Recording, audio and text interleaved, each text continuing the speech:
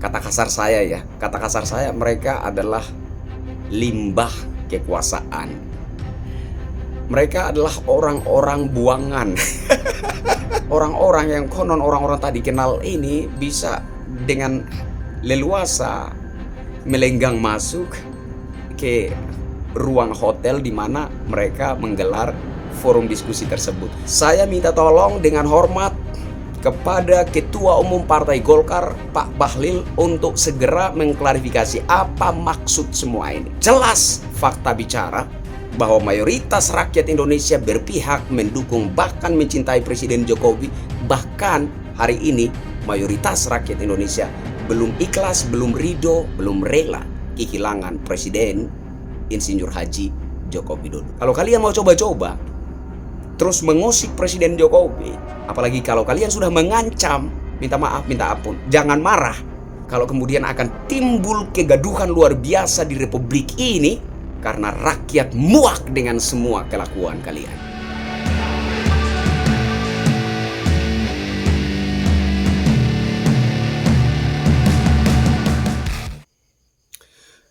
Assalamualaikum warahmatullahi wabarakatuh. Salam sejahtera, shalom.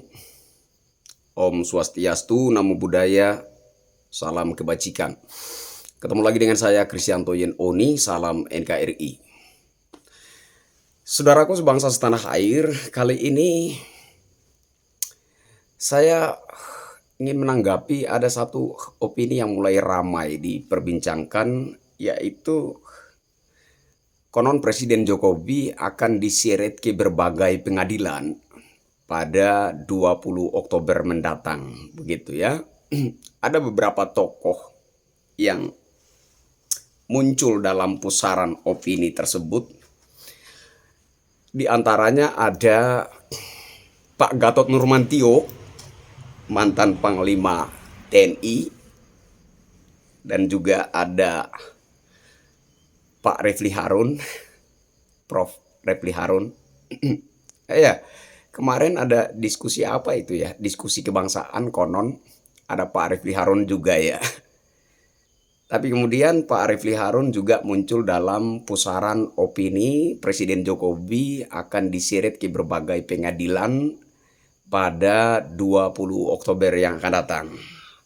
Dimana kita tahu bersama bahwa pada 20 Oktober yang akan datang, Presiden Jokowi akan selesai masa jabatannya sebagai Presiden Republik Indonesia. Saya mulai bertanya-tanya nih, ada apa dengan diskusi kemarin yang mereka sebut diskusi kebangsaan itu? Mereka menyebutnya diskusi politik kebangsaan. Kalau saya nggak salah ya, berbicara tentang politik kebangsaan itu adalah ranahnya TNI dan Polri. Kalau kita masyarakat dari golongan manapun, kalau sudah ada politik-politiknya, sudah pasti ada kecondongan ke arah politik praktis. Begitu. Jadi seperti apapun dalilnya, seperti apapun dalil yang mereka kemukakan, mereka utarakan, tetap saja pada endingnya adalah politik praktis, bukan politik kebangsaan. Karena sudah jelas politik kebangsaan itu adalah ranahnya TNI dan Polri. Saya mulai bertanya-tanya, apakah yang mereka bahas dalam diskusi yang mereka sebut diskusi kebangsaan itu, mereka membahas poin-poin yang berkaitan dengan upaya menyeret Presiden Jokowi ke berbagai pengadilan pada 20 Oktober mendatang? Bisa jadi juga sih saya pikir, ya kan? Karena di situ ada Prof. Refli Harun. Kemudian ada ketua kelompok mereka mengatakan bahwa itu tidak terafiliasi dengan partai politik tertentu gitu, tidak terafiliasi dengan pemangku kepentingan tertentu begitu. Katanya, kata mereka begitu. Ya, terserahlah, terserah. Seperti apapun klarifikasi yang mereka utarakan, saya pikir kita bisa menebaknya. Karena ketua dari forum mereka itu juga pernah menjadi tim sesnya Bapak Prabowo Subianto, dan di momen Pilpres 2024 kemarin ada indikasi kecondongannya terhadap Pak Anies Baswedan. Lalu mereka menyebut diskusi mereka sebagai politik kebangsaan. Kita cukup ketawakan sajalah. Ya, kita cukup ketawakan saja. Sudah tahu juga segala drama yang mereka mainkan selama ini. Namun ada yang lebih menarik menurut saya, yaitu adanya Prof. Refli Harun, kemudian juga ada Prof. Din Syamsuddin. Kalau spesifik bicara tentang Prof. Refli Harun dan Prof. Din Syamsuddin, ini kata kasar saya mereka adalah limbah kekuasaan. Mereka adalah orang-orang buangan.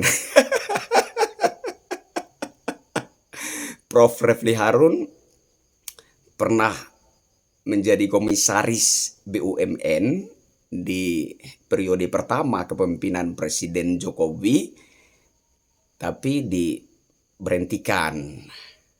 Terus kemudian Prof. Din Syamsuddin juga pernah masuk ke istana, ya, pernah masuk ke istana, tetapi konon mengundurkan diri. Saya nggak tahu lah ya, apa benar mengundurkan diri, apa karena tidak teruji loyalitasnya terhadap pemerintahan yang sah, terhadap bangsa dan negara, sehingga digeser lagi begitu. Saya nggak tahu yang pasti yang mana begitu. Tapi merujuk kepada pemberitaan Prof. Din Syamsuddin itu mengundurkan diri begitu. Kemudian juga ada Pak Gatot Nurmantio.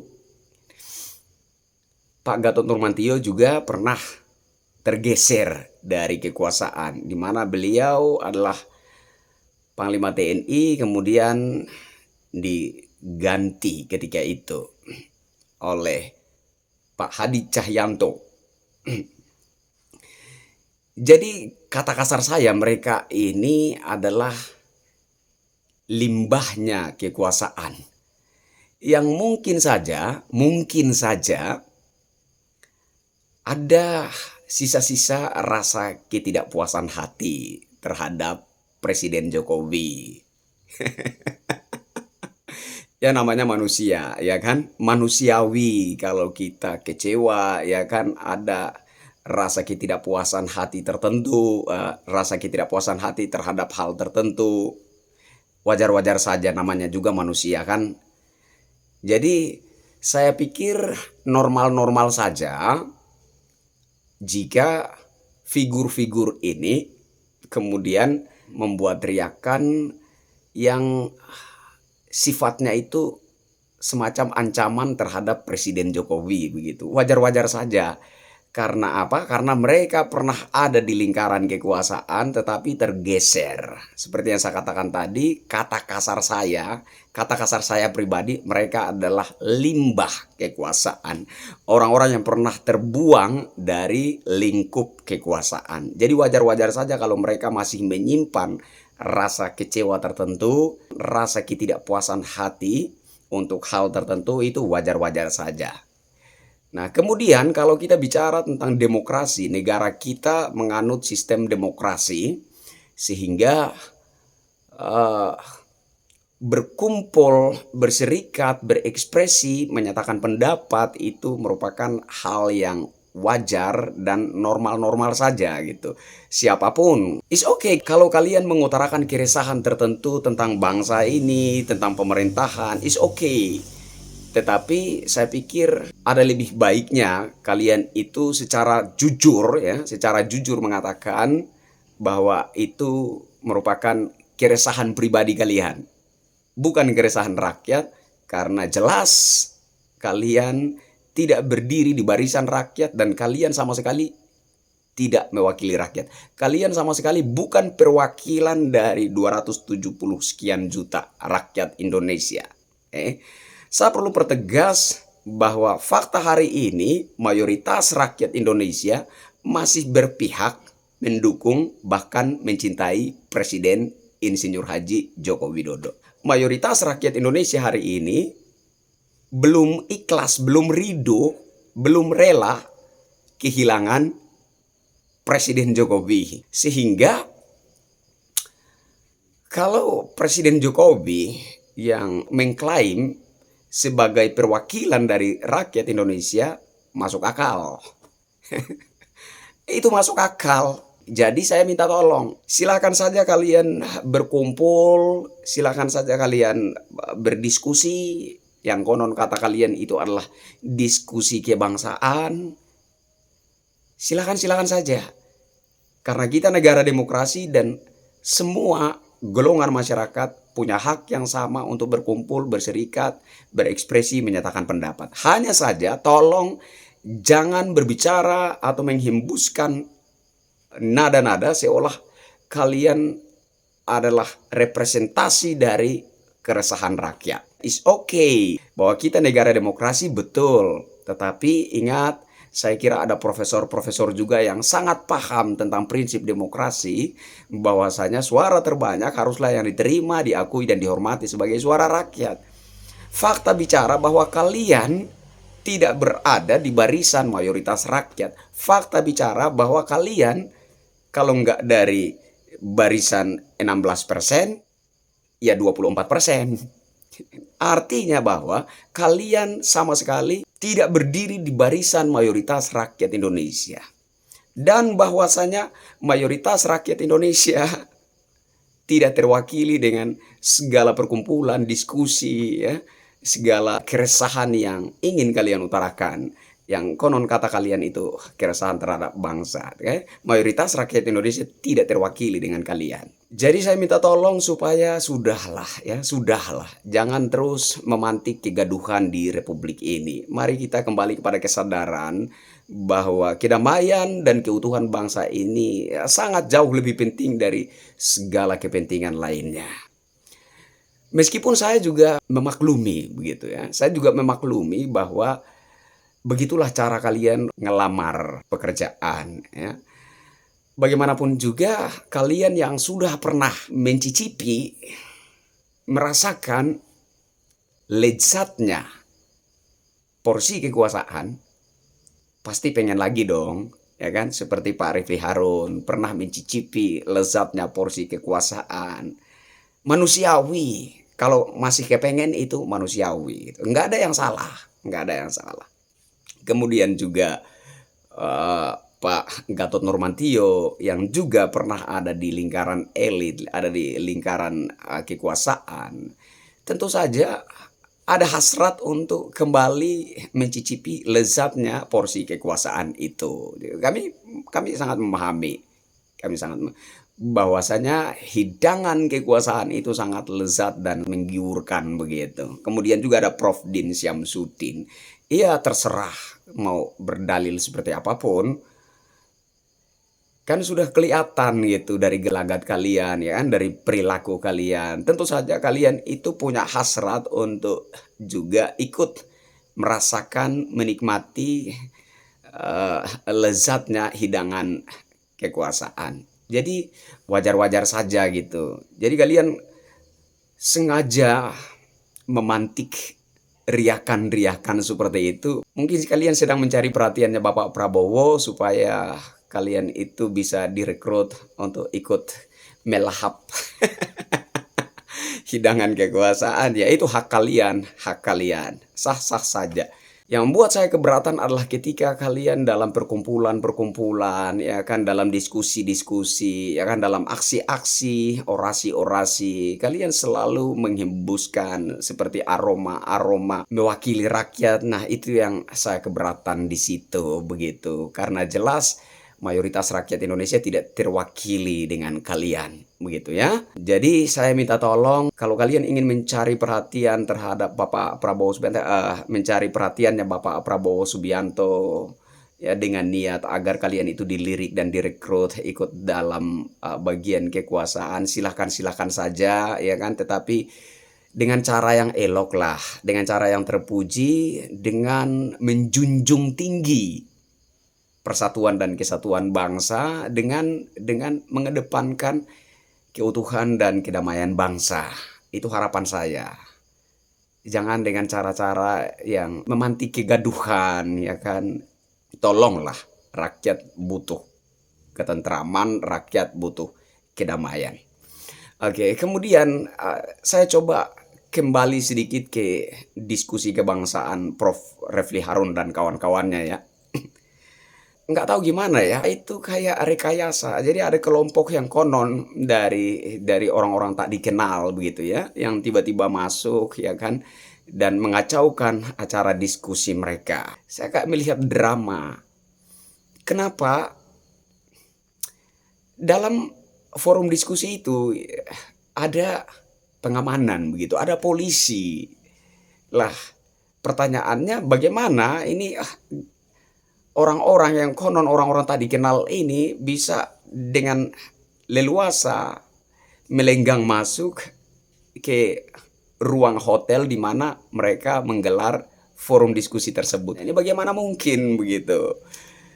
Dan kemudian orang-orang yang konon orang-orang tak dikenal tersebut setelah melakukan keonaran, mengacaukan diskusi Prof. Refli Harun, Prof. Din Syamsuddin dan kawan-kawannya, lalu setelah itu keluar dari ruangan tersebut, kok ada salaman dengan aparat kepolisian yang bertugas mengamankan forum diskusi itu. Jadi ini lucu begitu. Kalau kita menganalisa ini secara polos saja, orang-orang ini sengaja dibiarkan masuk. Karena setelah mereka masuk mengacaukan forum diskusi tersebut, mereka keluar dan sempat-sempatnya bersalaman, cium tangan dengan anggota kepolisian yang bertugas menjaga keamanan di tempat itu gitu. Salaman, cium tangan. Inilah yang saya maksudkan dengan ada indikasi drama, ada indikasi rekayasa.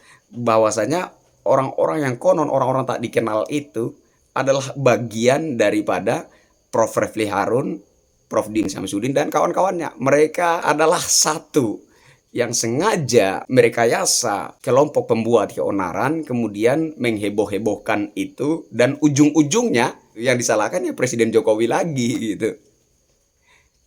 Kita sudah bisa membaca muaranya akan ke sana. Lalu kemudian belakangan ada yang mencoba mencari dan mengungkap jejak digital. Saya pikir Pak Bahlil perlu mengklarifikasi ini. Karena saat ini Ketua Umum Partai Golkar adalah Pak Bahlil. Salah satu orang dari kelompok konon orang-orang tak dikenal itu, ada satu jejak digital yang mengungkapkan keberadaannya di sebuah forum Partai Golkar. Saya minta tolong dengan hormat kepada Ketua Umum Partai Golkar, Pak Bahlil, untuk segera mengklarifikasi apa maksud semua ini. Belakangan, minta maaf, minta ampun. Saya mulai merasa ragu terhadap loyalitas Pak Bahlil terhadap Presiden Jokowi. Saya mulai merasa bahwa Pak Bahlil mulai bermain kotor terhadap Presiden Jokowi. Saya nggak tahu apa motifnya. Yang pasti, saya merasa ada yang tidak beres.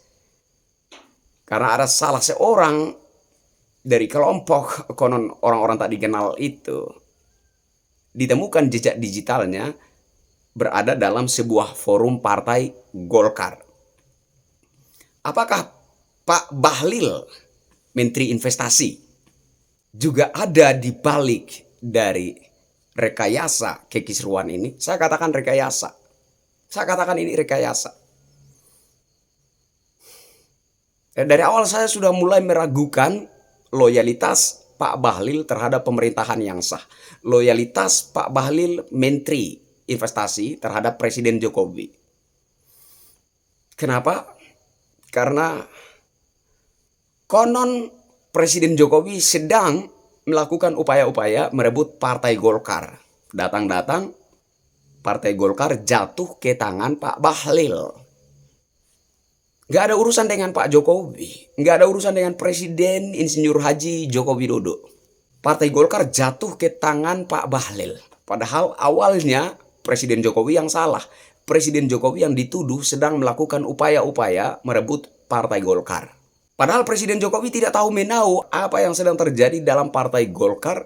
Presiden Jokowi tidak tahu sama sekali apa urusan Pak Bahlil dengan Pak Airlangga Hartarto. Itu urusan pribadi mereka yang sama sekali tidak ada sangkut pautnya dengan Presiden Jokowi. Tapi Presiden Jokowi yang dituduh, Presiden Jokowi yang disalahkan, Presiden Jokowi yang dipojokin. Ujung-ujungnya Partai Golkar jatuh ke tangan Pak Bahlil. Nah, di sini saya mulai gelisah gitu. Nah, kemudian dalam sebuah pidato Pak Bahlil mulai menyinggung isu Raja Jawa. Jangan main-main kita dengan Raja Jawa katanya. Kemudian setelah pidato Pak Bahlil tersebut, mulai ramai isu Raja Jawa. Ada apa dengan Pak Bahlil ini? Ya, seolah-olah Pak Bahlil itu mengkonfirmasi bahwa isu Raja Jawa itu benar-benar berhembus dari istana. Nggak ada satu klarifikasi yang jelas dari Pak Bahlil. Dia hanya sekedar basa-basi, sekedar bergurau, atau apa. Nggak ada kejelasan. Yang pasti bahwa isu Raja Jawa telah membuat Presiden Insinyur Haji Joko Widodo terpojok.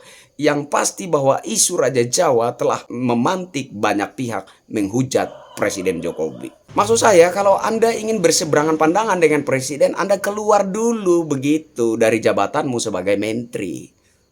Baru silakan saja. Jangan Anda melakukan manuver yang bertentangan dengan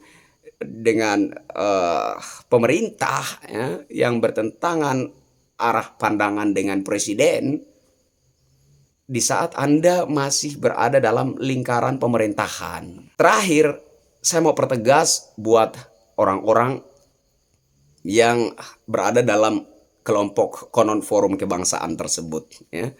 Terkhususnya Prof. Refli Harun, Prof. Din Syamsuddin, ya, Pak Gatot Nurmantio mantan Panglima TNI, tolong, saya minta tolong. Silahkan kalian berkumpul, silahkan kalian membahas hal-hal yang konon kata kalian itu adalah politik kebangsaan. Silahkan saja. Tapi tolong jangan mengatasnamakan rakyat. Karena jelas fakta bicara bahwa mayoritas rakyat Indonesia berpihak, mendukung, bahkan mencintai Presiden Jokowi. Bahkan hari ini mayoritas rakyat Indonesia belum ikhlas, belum ridho, belum rela kehilangan Presiden Insinyur Haji Joko Widodo. Jadi yang berada di pihak rakyat, yang lebih masuk akal menjadi representasi dari rakyat adalah Presiden Jokowi, bukan kalian. Silahkan kalian ingin masuk dalam lingkaran kekuasaan, ingin kembali menikmati lezatnya hidangan kekuasaan, kalian ingin kebagian porsi juga, silahkan. Silahkan kalian berupaya, tetapi tolonglah, ya, dalam upaya-upaya kalian tuh kedepankan kedamaian dan ketentraman bangsa ini.